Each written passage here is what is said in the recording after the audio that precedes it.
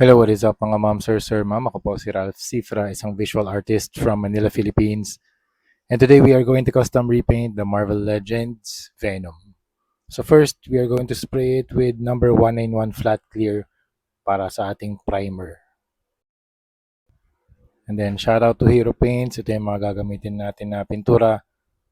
Hero Paints white, black, tapos coral blue, intense violet, and cobalt blue.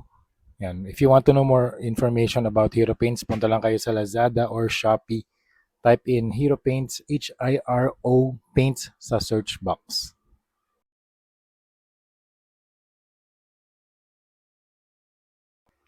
Alright, first step is to apply intense violet and cobalt blue. Mix natin yan, pero mas marami yung percentage ni intense violet. Siguro mga 80% si intense violet, 20% si cobalt blue. So ang gagawin natin dito, mag-add tayo ng shadows dun sa mga areas na malalalim.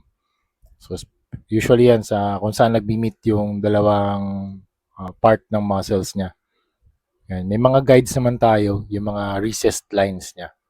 Okay, so yan na yung appearance after natin mag-apply ng shadows. And then next naman, mag-apply tayo ng first layer of highlights.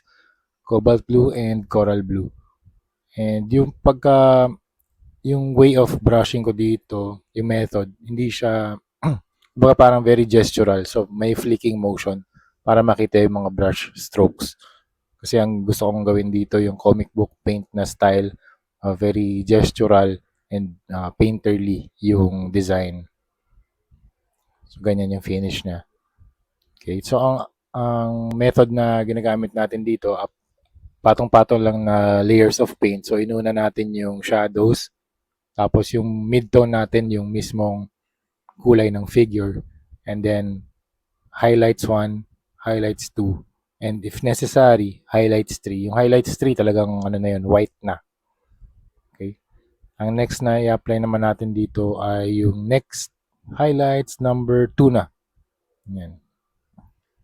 So habang ginagawa ko to, nagre-record din, naka-live stream din ako sa Facebook.